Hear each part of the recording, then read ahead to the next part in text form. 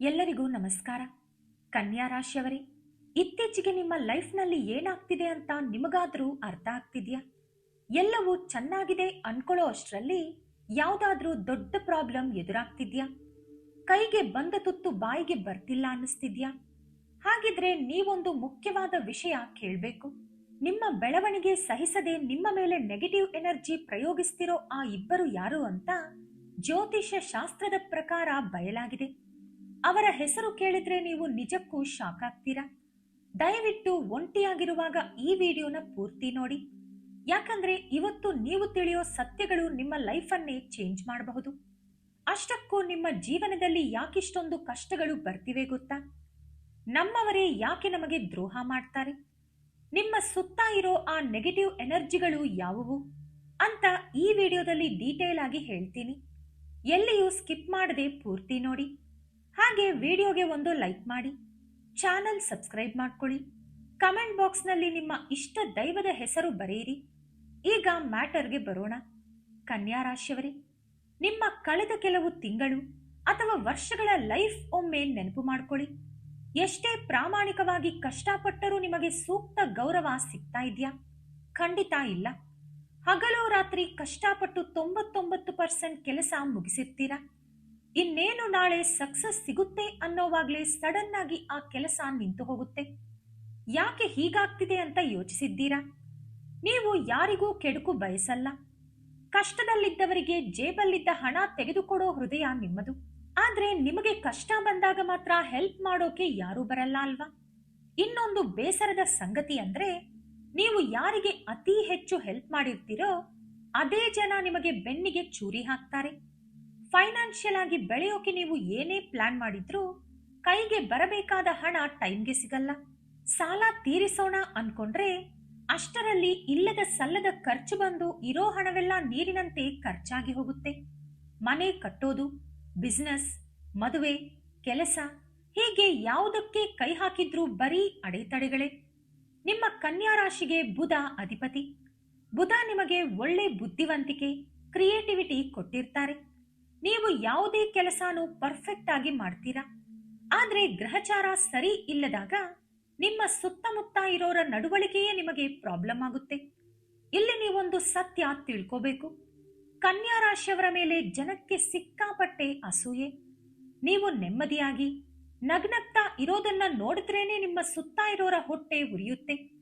ಆ ಹೊಟ್ಟೆ ಕಿಚ್ಚೆ ನಿಮಗೊಂದು ಶಾಪ ಆಗ್ತಿದೆ. ಈಗ ಅಸಲಿ ಮ್ಯಾಟ್ರಿಗೆ ಬರೋಣ. ತುಂಬಾ ಜನ ಕನ್ಯಾ ರಾಶಿಯವರು ಕೆಲಸಗಳು ಪದೇ ಪದೇ ನಿಂತು ಹೋದಾಗ ನನಗೆ ಯಾರಾದ್ರೂ ಮಾಟ ಮಂತ್ರ ಮಾಡಿಸಿದ್ದಾರಾ, ಸ್ಮಶಾನ ಪೂಜೆ ಮಾಡಿಸಿದ್ದಾರಾ ಅಂತ ಸಿಕ್ಕಾಪಟ್ಟೆ ಹೆದರ್ತಾರೆ. ಆದ್ರೆ ಜ್ಯೋತಿಷ್ಯ ಶಾಸ್ತ್ರದ ಪ್ರಕಾರ ಒಂದನ್ನ ಕ್ಲಿಯರ್ ಆಗಿ ಅರ್ಥ ಮಾಡ್ಕೋಬೇಕು. ಪ್ರತಿಯೊಂದು ಪ್ರಾಬ್ಲಮ್ಗೂ ಮಾಟ ಮಂತ್ರನೇ ಕಾರಣ ಅನ್ಕೊಳ್ಳೋದು ತಪ್ಪು.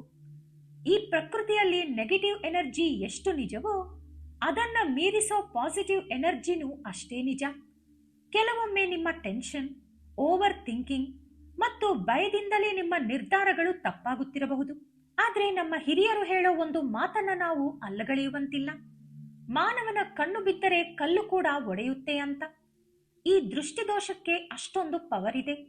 ನೀವು ಹೊಸ ಬಟ್ಟೆ ಹಾಕಿದ್ರು, ಕಷ್ಟಪಟ್ಟು ಹೊಸ ಗಾಡಿ ತಗೊಂಡ್ರು, ನಿಮ್ಮ ಮಕ್ಕಳು ಚೆನ್ನಾಗಿ ಓದಿದ್ರು, ನಿಮ್ಮ ಸುತ್ತ ಇರೋರ ಕಣ್ಣು ನಿಮ್ಮ ಮೇಲೆಯೇ ಇರುತ್ತೆ. ಹೊರಗಡೆ ನಗ್ನಗ್ತಾ ಮಾತಾಡ್ಸಿದ್ರು ಒಳಗೊಳಗೆ ಇವರು ಇಷ್ಟೊಂದು ಚೆನ್ನಾಗಿದ್ದಾರಲ್ಲ ಅಂತ ಹೊಟ್ಟೆ ಉರ್ಕೊಳ್ತಾರೆ. ಅವರ ಮನಸ್ಸಿನ ಆ ತೀವ್ರವಾದ ಅಸೂಯೆ ಕಣ್ಣಿನ ಮೂಲಕ ನೆಗೆಟಿವ್ ಎನರ್ಜಿಯಾಗಿ ಹೊರಹೊಮ್ಮಿ ನಿಮ್ಮ ಅದೃಷ್ಟವನ್ನೇ ಕೆಡಿಸುತ್ತೆ. ಈ ದೃಷ್ಟಿದೋಷ ಕೆಲವೊಮ್ಮೆ ಅಗೋರಿಗಳು ಮಾಡೋ ಮಾಟ ಮಂತ್ರಕ್ಕಿಂತಲೂ ಡೇಂಜರಸ್ ಆಗಿ ಕೆಲಸ ಮಾಡುತ್ತೆ. ಇದರಿಂದ ನಿಮ್ಮ ಮನೆಯ ನೆಮ್ಮದಿ ಪೂರ್ತಿಯಾಗಿ ಹಾಳಾಗುತ್ತೆ. ನಿಮ್ಮ ಲೈಫ್ನಲ್ಲಿ ನೆಗೆಟಿವ್ ಎನರ್ಜಿ ಅಥವಾ ದೃಷ್ಟಿದೋಷ ಇದ್ದಾಗ ಕೆಲವು ಮುನ್ಸೂಚನೆಗಳು ಸಿಗುತ್ತವೆ ಅಂತ ಜ್ಯೋತಿಷ್ಯ ಮತ್ತು ವಾಸ್ತು ತಜ್ಞರು ಹೇಳ್ತಾರೆ. ಅದನ್ನ ತಿಳಿಯೋಕೆ ವಿಡಿಯೋನ ಕೊನೆಯವರೆಗೂ ನೋಡಿ. ಮೊದಲನೇ ಲಕ್ಷಣ, ಕಾರಣವಿಲ್ಲದ ಗಲಾಟೆಗಳು. ಗಂಡ ಹೆಂಡತಿ ಅಥವಾ ಫ್ಯಾಮಿಲಿ ಮೆಂಬರ್ಸ್ ಮಧ್ಯೆ ಸಡನ್ ಆಗಿ ಜಗಳ ಶುರುವಾಗುತ್ತೆ. ಬೆಳಿಗ್ಗೆ ಎಲ್ಲ ಅಷ್ಟೊಂದು ಪ್ರೀತಿಯಿಂದ ಇರೋರು ಸಂಜೆ ಆಗ್ತಾ ಇದ್ದ ಹಾಗೆ ಸಣ್ಣ ವಿಷಯಕ್ಕೂ ಒಬ್ಬರ ಮುಖ ಒಬ್ಬರು ನೋಡದಷ್ಟು ಕೋಪ ಮಾಡ್ಕೊಳ್ತಾರೆ. ಅಷ್ಟಕ್ಕೂ ಯಾಕೆ ಜಗಳ ಆಡ್ತಿದ್ದೀವಿ ಅನ್ನೋದೇ ಅರ್ಥ ಆಗಲ್ಲ. ಎರಡನೇ ಲಕ್ಷಣ, ಆರೋಗ್ಯ ಸಮಸ್ಯೆಗಳು. ಹಾಸ್ಪಿಟಲ್ಗೆ ಹೋಗಿ ಎಷ್ಟೇ ಟೆಸ್ಟ್ ಮಾಡಿಸಿದ್ರೂ ರಿಪೋರ್ಟ್ಸ್ ಎಲ್ಲ ನಾರ್ಮಲ್ ಬರುತ್ತೆ. ಡಾಕ್ಟರ್ಸ್ ಯಾವ ಕಾಯಿಲೆನೂ ಇಲ್ಲ ಅಂತಾರೆ. ಆದ್ರೆ ಬಾಡಿಯಲ್ಲಿ ಯಾವಾಗ್ಲೂ ಏನೋ ಒಂಥರ ಸುಸ್ತು, ಹೆಗಲು ನೋವು, ತಲೆನೋವು ಕಾಡ್ತಾ ಇರುತ್ತೆ. ಯಾವ ಕೆಲಸ ಮಾಡೋಕ್ಕೂ ಮೂಡ್ ಬರಲ್ಲ. ಹಾಸಿಗೆಯಿಂದ ಏಳೋಕ್ಕೂ ಆಗದಷ್ಟು ಮೈ ಭಾರ ಅನ್ಸುತ್ತೆ. ಮೂರನೇ ಲಕ್ಷಣ, ನಿದ್ದೆ ಬರದಿರೋದು ಮತ್ತು ಕೆಟ್ಟ ಕನಸುಗಳು. ರಾತ್ರಿ ಮಲಗಿದ್ದಾಗ ಸಡನ್ ಆಗಿ ಎಚ್ಚರ ಆಗೋದು, ಯಾರೋ ಕರೆದ ಹಾಗೆ ಅನ್ಸೋದು, ಅಥವಾ ನಿದ್ದೆಯಲ್ಲಿ ಯಾರೋ ಎದೆ ಮೇಲೆ ಕೂತು ಗಟ್ಟಿಯಾಗಿ ಒತ್ತಿ ಹಿಡಿದ ಹಾಗೆ ಉಸಿರಾಡೋಕೆ ಕಷ್ಟ ಆಗೋದು ನಡೀತಾನೆ ಇರುತ್ತೆ. ತುಂಬಾ ಭಯಾನಕ ಕನಸುಗಳು ಬೀಳ್ತಾ ಇರುತ್ತವೆ. ಇನ್ನು ಮನೆಯಲ್ಲಿರೋ ಎಲೆಕ್ಟ್ರಾನಿಕ್ ವಸ್ತುಗಳು ಪದೇ ಪದೇ ಕೆಟ್ಟು ಹೋಗೋದು, ಪೂಜೆ ರೂಮಿನಲ್ಲಿ ಗಾಳಿ ಇಲ್ಲದಿದ್ರೂ ದೀಪ ಆರಿ ಹೋಗೋದು, ಮನೆಯಲ್ಲಿರೋ ತುಳಸಿ ಗಿಡ ಒಣಗಿ ಹೋಗೋದು ಕೂಡ ಇದರ ಸಂಕೇತಗಳೇ. ಇಡೀ ಮನೆ ಕ್ಲೀನ್ ಆಗಿದ್ರೂ ಎಲ್ಲೋ ಒಂಥರ ಕೆಟ್ಟ ವಾಸನೆ ಬರೋದು, ಮನಸ್ಸಿನಲ್ಲಿ ಸದಾ ಏನೋ ತಿಳಿಯದ ಭಯ ಮತ್ತು ಆತಂಕ ಕಾಡೋದು ನಡೀತದೆ. ಇವೆಲ್ಲ ಮೂಢನಂಬಿಕೆಗಳಲ್ಲ, ನಮ್ಮ ಹಿರಿಯರು ಸಾವಿರಾರು ವರ್ಷಗಳಿಂದ ಗಮನಿಸಿರೋ ಸತ್ಯಗಳು. ಇವೆಲ್ಲ ಆಗ್ತಿದೆ ಅಂದ್ರೆ ನಿಮ್ಮ ಮೇಲೆ ಯಾರದ್ದೋ ತೀವ್ರವಾದ ದೃಷ್ಟಿ ದೋಷ ಅಥವಾ ನೆಗೆಟಿವ್ ಎನರ್ಜಿ ಇದೆ ಅಂತ ಅರ್ಥ. ಆದ್ರೆ ಇಲ್ಲಿ ಇನ್ನೊಂದು ಶಾಕಿಂಗ್ ವಿಷಯ ಇದೆ. ಇದೆಲ್ಲ ನಿಮ್ಮ ವೈರಿಗಳು ಅಥವಾ ಯಾರೋ ಅಪರಿಚಿತರು ಮಾಡ್ತಿದ್ದಾರೆ ಅನ್ಕೊಂಡಿದ್ದೀರಾ? ಖಂಡಿತ ಇಲ್ಲ. ಕನ್ಯಾ ರಾಶಿಯವರೇ, ಒಂದು ಮಾತು ನೆನಪಿಟ್ಟುಕೊಳ್ಳಿ. ನೀವು ಕಷ್ಟದಲ್ಲಿದ್ದಾಗ ಸಾಂತ್ವನ ಹೇಳೋ ಹಾಗೆ ನಟಿಸ್ತಾ ಒಳಗೊಳಗೆ ಖುಷಿ ಪಡ್ತಿರ್ತಾರೆ. ಹೊರಗಡೆ ಮಾತ್ರ ನೀನು ತುಂಬಾ ಚೆನ್ನಾಗಿರ್ಬೇಕು, ಬೆಳೆಯಬೇಕು ಅಂತ ನಗ್ನಗ್ತಾ ಹೇಳ್ತಾರೆ. ಆದ್ರೆ ಒಳಗೊಳಗೆ ಇವನು ಯಾವಾಗ ನಾಶ ಆಗ್ತಾನೋ ಅಂತ ಕಾಯ್ತಾ ಇರ್ತಾರೆ. ನಿಮ್ಮ ಮೇಲೆ ಯಾವಾಗಲೂ ಕಣ್ಣಿಟ್ಟಿರೋ ಆ ಇಬ್ಬರು ವ್ಯಕ್ತಿಗಳು ಯಾರು ಗೊತ್ತಾ? ಅವರು ಒಬ್ಬ ಹೆಂಗಸು ಮತ್ತು ಒಬ್ಬ ಗಂಡಸು ಇರಬಹುದು, ಅಥವಾ ನಿಮಗೆ ತೀರಾ ಹತ್ತಿರ ಇರೋ ಇಬ್ಬರು ಫ್ರೆಂಡ್ಸ್ ಇರಬಹುದು. ಅವರು ಎಲ್ಲೋ ಹೋಗಿ ತಾಂತ್ರಿಕ ಪೂಜೆ ಮಾಡಿಸಬೇಕಾಗಿಲ್ಲ. ಅವರ ಕಣ್ಣಲ್ಲಿರೋ ಆ ವಿಷಪೂರಿತ ಅಸೂಯೆಯೇ ನಿಮ್ಮ ಲೈಫ್ ಅನ್ನ ಹಾಳು ಮಾಡೋಕೆ ಸಾಕು. ಆ ವ್ಯಕ್ತಿಗಳಿಂದಲೇ ನಿಮ್ಮ ಬಿಸ್ನೆಸ್ ಲಾಸ್ ಆಗ್ತಿದೆ. ಮದುವೆ ಸಂಬಂಧಗಳು ಕೊನೆ ಕ್ಷಣದಲ್ಲಿ ಮುರಿದು ಬೀಳ್ತಿದೆ. ಮನೆಯಲ್ಲಿ ನೆಮ್ಮದಿ ಇಲ್ಲದಂತಾಗಿದೆ. ಗಂಡ ಹೆಂಡತಿ ಮಧ್ಯೆ ಅನುಮಾನದ ಬೀಜ ಬಿತ್ತಲಾಗಿದೆ. ಈಗ ಎಲ್ಲರೂ ಕಾಯ್ತಿರೋ ಅಸಲಿ ಮ್ಯಾಟರ್ಗೆ ಬರೋಣ. ಕನ್ಯಾ ರಾಶಿಯವರ ಲೈಫ್ ಹಾಳು ಮಾಡ್ತಿರೋ ಆ ಇಬ್ಬರು ಯಾರು? ಅವರ ಹೆಸರೇನು?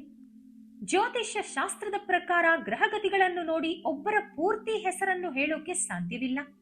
ಶಾಸ್ತ್ರ ದಾರಿ ತೋರಿಸುತ್ತೇ ವಿನಃ ಯಾರನ್ನು ಅಪರಾಧಿ ಅಂತ ಬೆರಳು ಮಾಡಿ ತೋರಿಸಲ್ಲ. ಆದ್ರೆ ಜಾತಕದ 6 ಮತ್ತು 8ನೇ ಮನೆಯ ಗ್ರಹಚಾರಗಳನ್ನು ವಿಶ್ಲೇಷಿಸಿದರೆ ಆ ನೆಗೆಟಿವ್ ವ್ಯಕ್ತಿಗಳ ಹೆಸರು ಯಾವ ಅಕ್ಷರದಿಂದ ಶುರುವಾಗಬಹುದು ಅಂತ ಊಹಿಸಬಹುದು. ಆ ಅಕ್ಷರಗಳು ಯಾವುವು ಅಂದ್ರೆ ಆ, ಕ, ಮ, ರ, ಸ, ವ. ಅಂದ್ರೆ A, K, M, R, S ಮತ್ತು ವಿ. ಇಲ್ಲಿ ಒಂದು ಮುಖ್ಯವಾದ ವಿಷಯ ತಿಳ್ಕೋಬೇಕು. ಈ ಅಕ್ಷರಗಳಿಂದ ಹೆಸರು ಇರೋ ನಿಮ್ಮ ಫ್ರೆಂಡ್ಸ್ ಅಥವಾ ರಿಲೇಟಿವ್ಸ್ ಎಲ್ಲರೂ ಕೂಡ ನಿಮ್ಮ ಶತ್ರುಗಳು ಅಂತ ಅಲ್ಲ. ನಿಮ್ಮ ಮೇಲೆ ಅಸೂಯೆ ಪಡೋರ ಹೆಸರು ಈ ಅಕ್ಷರಗಳಿಂದ ಶುರುವಾಗೋ ಚಾನ್ಸ್ ಇದೆ ಅಷ್ಟೇ. ಹಾಗಾಗಿ ಈ ಅಕ್ಷರ ಕೇಳಿ ಯಾರ ಮೇಲೆಯೂ ಸಂಶಯ ಪಡಬೇಡಿ, ಜಗಳ ಆಡಬೇಡಿ. ಇದು ನಿಮ್ಮ ವೈಯಕ್ತಿಕ ವಿಷಯಗಳನ್ನ ಬೇರೆಯವರ ಜೊತೆ ಶೇರ್ ಮಾಡದೆ ಯಾರಿಂದ ಎಷ್ಟು ದೂರ ಇರಬೇಕು ಅಂತ ಅಲರ್ಟ್ ಆಗಿರೋಕೆ ಕೊಟ್ಟಿರೋ ಒಂದು ಸಣ್ಣ ಸೂಚನೆ ಅಷ್ಟೇ. ಯಾರನ್ನು ಬ್ಲೇಮ್ ಮಾಡೋದು ಬೇಡ. ನಮ್ಮ ಸೇಫ್ಟಿ ನಮ್ಮ ಕೈಯಲ್ಲಿದೆ. ಮಾಟ ಮಂತ್ರ ಅಂತ ಹೆದರೋದನ್ನ ಬಿಟ್ಟುಬಿಡಿ. ನಿಮ್ಮ ಮೆಂಟಲ್ ಪವರ್ ಹೆಚ್ಚಿಸಿಕೊಂಡು ನಮ್ಮ ವೇದಗಳಲ್ಲಿ ಹೇಳಿರೋ ಕೆಲವು ಸಿಂಪಲ್ ಆದ ಪವರ್ಫುಲ್ ಆಧ್ಯಾತ್ಮಿಕ ಪರಿಹಾರಗಳನ್ನು ಮಾಡಿಕೊಂಡರೆ ಸಾಕು. ಎಂತಹುದೇ ನೆಗೆಟಿವ್ ಎನರ್ಜಿ ಇದ್ರೂ ನಿಮ್ಮ ಮನೆ ಹತ್ತಿರಾನೂ ಸುಳಿಯೋಕೆ ಹೆದರುತ್ತೆ. ಈ ಪರಿಹಾರಗಳು ತುಂಬಾ ಸಿಂಪಲ್, ಆದ್ರೆ 100% ರಿಸಲ್ಟ್ ಕೊಡುತ್ತವೆ.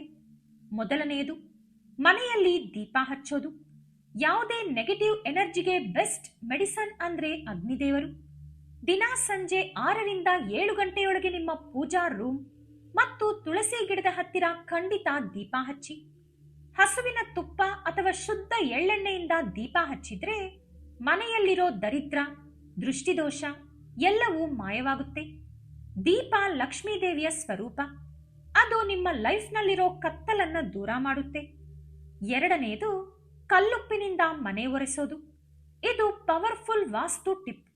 ವಾರದಲ್ಲಿ ಕನಿಷ್ಠ 2 ದಿನ ಅಂದ್ರೆ ಮಂಗಳವಾರ ಮತ್ತು ಶುಕ್ರವಾರ ಮನೆ ಒರೆಸೋ ನೀರಿಗೆ ಸ್ವಲ್ಪ ಕಲ್ಲುಪ್ಪು ಮತ್ತು ಚಿಟಿಕೆ ಅರಿಶಿನ ಹಾಕಿ ಇಡೀ ಮನೆ ಕ್ಲೀನ್ ಮಾಡಿ. ಸಮುದ್ರದಲ್ಲಿ ಸಿಗೋ ಉಪ್ಪಿಗೆ ನೆಗೆಟಿವ್ ಎನರ್ಜಿಯನ್ನ ಎಳೆದುಕೊಳ್ಳೋ ಅದ್ಭುತ ಶಕ್ತಿ ಇದೆ.